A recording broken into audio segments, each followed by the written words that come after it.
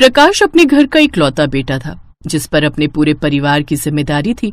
वो घर खर्च चलाने के लिए एक फैक्ट्री में कम तनख्वाह में काम करता था। प्रकाश के परिवार में उसकी माँ बाबा, पत्नी, बहन और एक बेटा बेटी भी थे।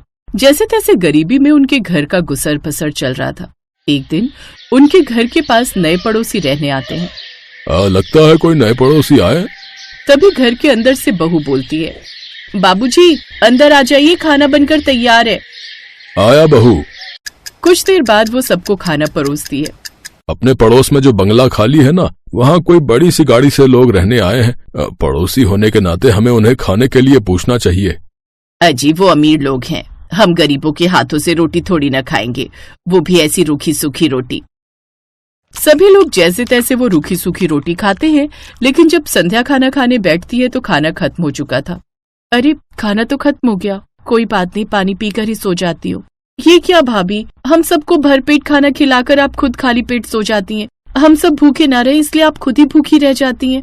हम अपनी गरीबी के कारण तुझे ढंग से खाना तक नहीं दे पाते बहू। ऐसी बात नहीं है माँ जी, और वैसे भी आप सब मुझसे इतना प्यार करते हैं तो खाना आप लोग खाओ या मैं खाऊं, क्या ही फर्क पड़ता है। अपनी बहू की बातें सुन सास की आंखें नम हो जाती हैं। संध्या बहुत ही अच्छी थी, वो अपने परिवार की आर्थिक तंगी अच्छे से समझती थी। ऐसे ही कुछ समय बीत जाता है। एक रोज, सुनिए ना, घर में ना तो राशन है और ना ही सब्जी, अब खाने में क्या बनाऊं, माँ जी की दवाई भी लानी है। ये सुनकर प्रकाश अपनी जेब में हाथ डालता है तो एक फटा पुराना 100 रुपए का नोट निकलता है। अभी इसी से काम चला लो। ठीक है जी। वो बाजार जाती है जहाँ अपनी सास की दवाई लेने के बाद थोड़े से पैसे बचे हैं, इसी से सब्जी ले लेती हूँ। भैया 1 किलो बैंगन देना। जैसे ही वो सब्जी वाला उसे सब्जी देता है तो संध्या उसे 30 रुपए देती है, तो वो सब्जी वाला उसकी खूब बेइज्जती करता है। तेरा दिमाग खराब हो गया क्या? ये इतने से पैसे, इसके 80 रुपए हुए हैं। लेकिन अभी तो आप आवाज लगा रहे थे ना 30-30 रुपए। अरे वो तो मैं 30 रुपए की मिर्च के लिए आवाज लगा रहा था, चल जाए यहाँ से। ये कहकर वो सब्जी वाला उसे जोरदार धक्का मारता है। वो गिरने वाली थी कि तभी पीछे से एक अमीर औरत उसे थाम लेती है। आप ठीक तो है ना? अरे संध्या तुम? पूर्वी तू? कैसी है तू? तुझे देखे हुए बरसों हो गए। मैं खुद भी तुझे कितने सालों बाद देख रही हूँ। चल तू मेरे साथ मेरे घर चल, हम दोनों सहेलियां आज मिलकर ढेर सारी बातें करेंगे। पूर्वी उसे अपने साथ गाड़ी में अपने घर ले आती है। उसके बड़े से घर में पहुंचकर संध्या हैरान रह जाती है। पूर्वी, ये तेरा घर है? हाँ, अभी कुछ दिन पहले ही हम यहाँ शिफ्ट हुए। क्यों, क्या हुआ? तेरे बंगले के सामने ही मेरा ससुराल है। ये भी कैसा इत्तेफाक है ना पूर्वी, एक वक्त पर हम कितनी अच्छी सहेलियां थी और आज हम पड़ोसन हैं। तू खुश तो है ना संध्या? हाँ, मैं बहुत खुश हूँ। काश मैं तुझे बता पाती कि मैं आज भी गरीबी की उसी दहलीज पर हूँ जहाँ मैं शादी से पहले थी। कुछ देर बाद वो घर लौट आती है जहाँ सभी उदास बैठे हुए थे। अरे क्या हुआ, आप सब इतने दुखी क्यों लग रहे हैं? और प्रकाश जी, आप इतनी जल्दी घर लौट आए? हम गरीबों पर ना जाने कब तक भगवान दुखों का ढेर लगाता रहेगा। बहू प्रकाश को उसके काम से निकाल दिया है उसके मालिक ने। क्या? हे भगवान, ये क्या हो गया? घर में तो आटा भी थोड़ा सा ही बचा है। तभी पूर्वी उसके दरवाजे पर आती है। संध्या, संध्या कहाँ है? तू ये देख, मैं तेरे लिए क्या लाई हूँ। अरे ये तो पूर्वी है। वो अंदर आ गई और हम सबको ऐसा खाना खाते हुए देख लिया तो बहुत दुख होगा उसे, इसलिए वो खुद ही जल्दी से दरवाजे पर जाती है और सब्जी पकड़ लेती है। हाँ कहो पूर्वी, वो मैंने अपने पति के लिए शाही पनीर की सब्जी बनाई थी, फिर याद आया तुझे भी ये बड़ी पसंद है, इसलिए तेरे लिए भी ले आई। ओह अच्छा, शुक्रिया। वो दरवाजे से ही सब्जी पकड़ती है और पूर्वी वहाँ से वापस चली जाती है। संध्या वो सब्जी लेकर अंदर आती है। बहू, ये तो अपने सामने वाली पड़ोसन है ना? वो पड़ोसन होने के साथ साथ मेरी बहुत अच्छी सहेली भी है, मेरी बचपन की दोस्त, मेरी पक्की सहेली। अरे वाह, ये तो बहुत ही अच्छी बात है भाभी, आपकी सहेली आपके पड़ोस में जो रहने आ गई।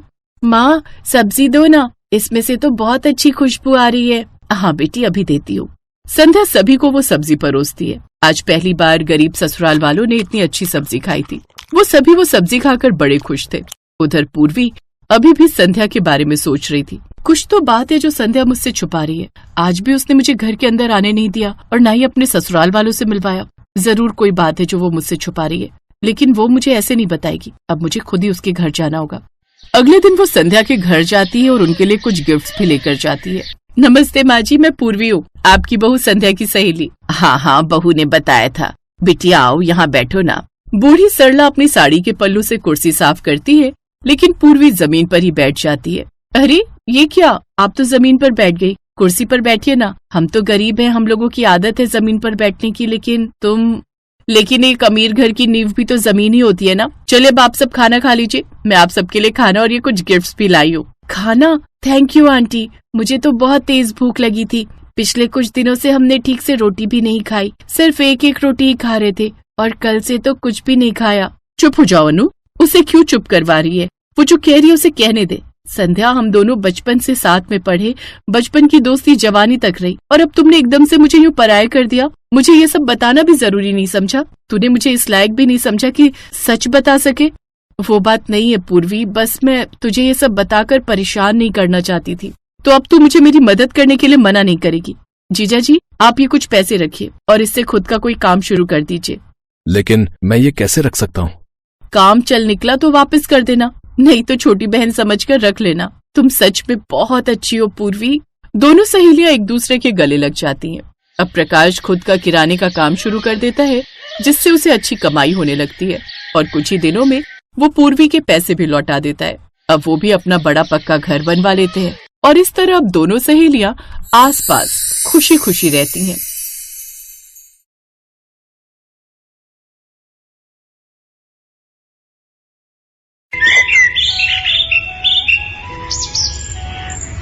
जल्दी खोलना, क्या लाई है आज? वही रोज की तरह आलू की सब्जी और रोटियां। वाह यार, तेरी मम्मी कितनी टेस्टी सब्जी बनाती है। ला, तू अपना टिफिन मुझे दे दे। रुक, तू ये रोज रोज मेरी आलू की सादी सब्जी और रोटी क्यों खाती है? क्यों खाती हूँ का क्या मतलब? मुझे टेस्टी लगती है। ले, तू मेरा टिफिन खा ले। अच्छा, क्या लाई है आज तू? मुझे नहीं पता, खुद खोल के देख ले। अरे वाह, पनीर के पराठे। आना, दोनों मिलके खाते हैं। तू खा यार, मैंने तो परसों ही खाए थे। मैं तो तेरा ही टिफिन खाऊंगी। ये कहानी है इन्हीं दो सहेलियों की, गरिमा और अंकिता। गरिमा गरीब घर से थी और उसके पिता मजदूरी किया करते थे, जबकि अंकिता एक अमीर सेठ की बेटी थी जो कि एक फैक्ट्री के मालिक थे। अंकिता जानबूझकर रोज गरिमा के टिफिन से ही खाना खाती थी और उसे अपना टिफिन दे देती थी ताकि गरिमा भी अच्छा खाना खा सके। फिर एक दिन, अंकिता सुन, कल मैं कॉलेज नहीं आऊंगी। हैं? पर क्यों? तेरे बिना मेरा दिल कैसे लगेगा यार? वो मुझे पापा के साथ एक रिश्तेदार के यहाँ जाना है, जरूरी है। अच्छा, कोई लड़के वड़के का चक्कर तो नहीं है? हट पगली, ऐसा कुछ भी नहीं है। वो पापा के चाचा है ना, वो बहुत बीमार है, तो पापा के साथ बस उन्हें ही देखने जाना है। अच्छा, परसों तक तो आ जाएगी ना? हाँ, मैं कल शाम को ही लौट आऊंगी, तो चिंता मत कर। अच्छा तो चल फिर एक काम करते हैं, मैं शाम को तेरे घर आती हूँ, साथ में गोलगप्पे खाने चलेंगे, क्या बोलती है? डन, बट टाइम से आ जाना, हर बार लेट करती है तू। अंकिता को पैसों की कोई कमी नहीं थी, लेकिन इस बात का उसे जरा भी घमंड नहीं था और अंकिता की यही बात गरिमा को सबसे अच्छी लगती थी। पढ़ाई में अंकिता ठीक ठाक थी, जबकि गरिमा पढ़ाई में बहुत होशियार थी। इसीलिए परीक्षाओं के दिनों में गरिमा अंकिता की पढ़ाई में बहुत मदद करती थी। फिर उसी शाम, गरिमा, ओ गरिमा, बाहर आना। अरे अंकिता, कैसी हो बेटी? नमस्ते अंकल, मैं ठीक हूँ, आप कैसे हैं? नमस्ते, मैं ठीक हूँ बेटी। अच्छा, वो आपके चाचा जी कैसे हैं अब? बस बेटी, अंतिम सांसें गिन रहे हैं, उम्र भी तो हो गई है ना। जी अंकल, वो गरिमा। ले, आ गई मैं। पापा, मैं जरा थोड़ी देर में आती हूँ। ठीक है, पर ज्यादा देर मत करना। अंकिता गरिमा को अपनी कार में बिठाकर बाजार ले गई और दोनों ने जी भरकर गोलगप्पे खाए। फिर दोनों काफी देर तक बातें करती रहीं, जिस वजह से गरिमा को घर लौटने में देर हो गई। और फिर, गरिमा, तुम मेरी बात क्यों नहीं सुनती? पापा प्लीज, अब फिर से वही बातें मत शुरू करना आप। क्यों ना करूं? तेरे कहने पर मैं उस अंकिता के सामने कुछ नहीं कहता, पर बेटी तू मेरी बात समझ, ये सारे पैसे वाले एक जैसे ही होते हैं। पहले खुद ही हमारे भले बनते हैं और फिर पर पापा, अंकिता वैसी नहीं है, मेरा यकीन कीजिए। तुझे मैंने लाख बार समझाया है, तू उसे पढ़ाती है ना, बस इसीलिए वो तुझसे दोस्ती का दिखावा करती है। तू देखना, एक दिन जब उसका मतलब निकल जाएगा ना, तो वो तुझसे बात तक नहीं करेगी। इधर किशोर गरिमा को समझा रहा था तो दूसरी तरफ अंकिता के पापा सेठ अमरलाल भी गुस्से से अंकिता का इंतजार कर रहे थे। कहाँ गई थी अक्कू? वो मैं और गरिमा गोलगप्पे खाने गए थे पापा, बस मेन मार्केट में। अरे तो मुंशी जी को कह दिया होता, यही मंगवा लेते तुम्हारे लिए गोलगप्पे। पापा, पर गोलगप्पे खाने का मजा तो ठेले पर खड़े होकर ही आता है, और फिर कल गरिमा बाहर जा रही है तो। ओहो अंकिता, मैंने तुम्हें 1000 बार समझाया है, उस फटीचर से दूर रहो तुम, तुम्हारे स्टैंडर्ड को सूट नहीं करती वो। पापा प्लीज, वो मेरी दोस्त है, उसके बारे में तो ऐसा मत बोला कीजिए आप। बेटी, इस बात को गांठ बांध लो, अमीर और गरीब कभी दोस्त नहीं हो सकते। उसकी नजर तुम्हारे पैसों पर है, तुम उसे घुमाती फिराती, खूब खिलाती पिलाती हो, तो बस इसीलिए वो तुम्हारे साथ दोस्ती का नाटक कर रही है। देखना, एक दिन आएगा और वो कोई ना कोई बहाना बनाकर तुमसे पैसे मांगेगी। पापा, गरिमा बहुत खुददार है, ऐसी नहीं है वो। ये तो वक्त ही बताएगा बेटा कि कैसी है वो। फिलहाल तुम उससे दूर रहो, क्योंकि मैं तुमसे कह रहा हूं। अंकिता गुस्से में वहां से चली गई। अमरलाल भी अपने कमरे की तरफ बढ़ गए, लेकिन उन दोनों के अलावा भी वहां कोई था जो ये सब देख और सुन रहा था। असल में अंकिता गरिमा के घर अपना पर्स भूल आई थी, जिसे वापस देने के लिए गरिमा अंकिता के घर आई थी। लेकिन वो घर के दरवाजे को पार ना कर सकी, क्योंकि उसने वहीं पर अंकिता और अमरलाल की सारी बातें सुन ली थी। वो उदास होकर अपने घर चली गई, लेकिन इस बारे में उसने अंकिता से कभी कुछ नहीं कहा, और ना ही गरिमा और अंकिता की दोस्ती में कोई फर्क आया। ऐसे ही वक्त बीता और फिर कॉलेज का आखिरी साल भी पूरा हो गया। कॉलेज के आखिरी दिन अंकिता पूरे कॉलेज में गरिमा को ढूंढ रही थी, लेकिन गरिमा का कहीं कुछ अता पता नहीं था, क्योंकि वो तो अस्पताल में थी। डॉक्टर साहब, प्लीज मेरे पापा को बचा लो। देखो बेटी, हम पूरी कोशिश कर रहे हैं, पर इनकी तबीयत बिगड़ती जा रही है। आप जल्द से जल्द 2 लाख रुपए का इंतजाम करो, वरना हम इनका ऑपरेशन नहीं कर पाएंगे। नहीं नहीं, आप ऑपरेशन शुरू कीजिए, मैं पैसों का इंतजाम करती हूँ। गरिमा अपने रिश्तेदारों और पड़ोसियों से मदद मांगती है, लेकिन सभी ने हाथ खड़े कर दिए। गरिमा ने सोच लिया था कि अब वो अपना मकान गिरवी रख पैसों का इंतजाम करेगी, लेकिन तभी उसे अंकिता का ख्याल आया। ओहो, अंकिता को तो मैंने कुछ बताया ही नहीं, वो मुझे ढूंढ रही होगी।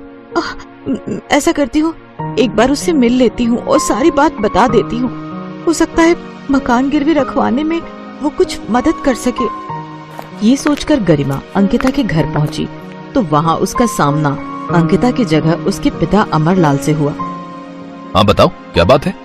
अंकल जी, वो मुझे अंकिता से मिलना था। वो अपने मामा के घर चली गई है और अब वो वहीं रहेगी, तो तुम्हें उसे ढूंढने या मिलने की कोशिश करने की कोई जरूरत नहीं, समझी तुम? वो तुमसे कोई वास्ता नहीं रखना चाहती अब से। ये बात सुनकर गरिमा को बहुत बड़ा झटका लगा और उसे अपने पिता की कही बात याद आने लगी। तू उसे पढ़ाती है ना, इसीलिए वो तुझसे दोस्ती का दिखावा करती है। तू देखना, एक दिन जब उसका मतलब निकल जाएगा ना, तो वो तुझसे बात भी नहीं करेगी। गरिमा को लगा कि उसके पापा सही थे, अंकिता ने उसे कभी अपना दोस्त माना ही नहीं था, इसीलिए तो वो उससे बिना कुछ कहे जब मिले ही वहां से चली गई। ठीक है अंकिता, तुझे लगता है कि मैं तेरी दोस्ती के लायक नहीं ना, तो अब देखना तू, मैं भी खुद को साबित करके दिखाऊंगी और उसके बाद ही तेरा चेहरा देखूंगी। गरिमा की आंखों में आग थी, उसने ठान लिया था कि अब वो कुछ बनकर ही दिखाएगी। जब उसके पापा ठीक होकर घर वापस आ गए, उसके बाद से ही उसने दिन रात एक कर दिया और पूरी लगन के साथ यूपीएससी की तैयारी में जुट गई। गरिमा ने पहले ही अटेम्प्ट में यूपीएससी क्लियर किया और कुछ ही सालों के अंदर वो एक कलेक्टर बन गई। जैन मैम। जय हिंद Manish, how are you? I am good ma'am. बताइए, आप मुझसे मिलना चाहते थे? जी हाँ जी, वो कल दौरे पर आपने मेरे टिफिन के पनीर के पराठे खाए थे। आपको वो पराठे बहुत अच्छे लगे थे ना, तो मैंने आज आपका डिनर फिक्स किया है अपने घर पर। Me and my wife will be very happy ma'am. अगर आप आते हैं तो हाँ, क्यों नहीं, इट्स माई प्लेजर। तो आज की शाम पनीर के पराठों के नाम। ठीक है मैम, शाम को मिलते हैं। लाल बत्ती लगी गाड़ी से गरिमा एसपी मनीष के घर पहुंची। मनीष ने उसे गेट पर रिसीव किया और फिर मनीष ने गरिमा से कहा, ma'am, meet my dear wife Ankita. पूरे 5 सालों के बाद अंकिता और गरिमा एक दूसरे के सामने खड़े थे। दोनों एक दूसरे को देखकर हैरान थे। तभी गरिमा ने मनीष से कहा, sorry Manish, I have to go. मुझे कुछ जरूरी काम याद आ गया। बहुत अर्जेंट है। मनीष कुछ कह पाता उससे पहले ही गरिमा तेज कदमों से चलते हुए अपनी गाड़ी में बैठ गई। वो गुस्से से लाल थी तो दूसरी तरफ अंकिता वहीं दरवाजे पर खड़ी खड़ी रोने लगी। इस बात को कई दिन बीत गए। फिर एक दिन जब किसी जगह दंगे की स्थिति पैदा हो गई थी तो मनीष वहाँ सिचुएशन को कंट्रोल करने में लगा था। लेकिन तभी एक दंगाई ने मनीष पर एक हथियार से हमला कर दिया। मनीष को फौरन अस्पताल में भर्ती कराया गया और इत्तेफाक ये था कि वो अस्पताल उसी ठीक इलाके में था जहाँ कभी गरिमा और अंकिता रहा करते थे। मनीष के घायल होने की खबर सुनते ही गरिमा और अंकिता फौरन अस्पताल पहुँचे, पर पहले अंकिता अस्पताल पहुँची। डॉक्टर साहब, प्लीज प्लीज मेरे पति को बचा लीजिए। देखिए वो एक मिनट बेटा, आपको मैंने पहले कहीं देखा है। आप तो वही हो ना जिसने उस दिन उस गरीब की मदद की थी? हाँ, अंकिता, यही है ना आपका नाम? हाँ जी सर, पर आपने वो बात किसी को बताई तो नहीं ना? नहीं बेटी, पर तुम्हारी दोस्त आई थी बाद में। उसके हाथ में पैसे थे। सुना है अपने पिता को बचाने के लिए उसने अपना घर गिरवी रखा था, पर तुम्हारी मदद की वजह से उसका घर बिकने से बच गया। मैंने उसे नहीं बताया कि उसके पिता के ऑपरेशन के लिए सारे पैसे तुमने दिए थे। नहीं सर, वो मेरे पापा के पैसे थे। अपने दोस्त के पापा की जान बचाने के लिए असल में मुझे अपनी दोस्ती गिरवी रखनी पड़ी। पहले अपनी प्यारी दोस्त खो दी, लेकिन अब अपने पति को नहीं खो सकती मैं। प्लीज डॉक्टर साहब, मेरे पति को कुछ नहीं होना चाहिए, वरना मैं नहीं जी पाऊंगी। ये कहकर अंकिता रोने लगी। लेकिन तभी उसके कंधे पर किसी ने हाथ रखा। अंकिता ने पलटकर देखा तो वो गरिमा थी। तेरे साथ भगवान कभी कुछ गलत नहीं कर सकता, क्योंकि हमेशा तू ही सही थी मेरी बहन।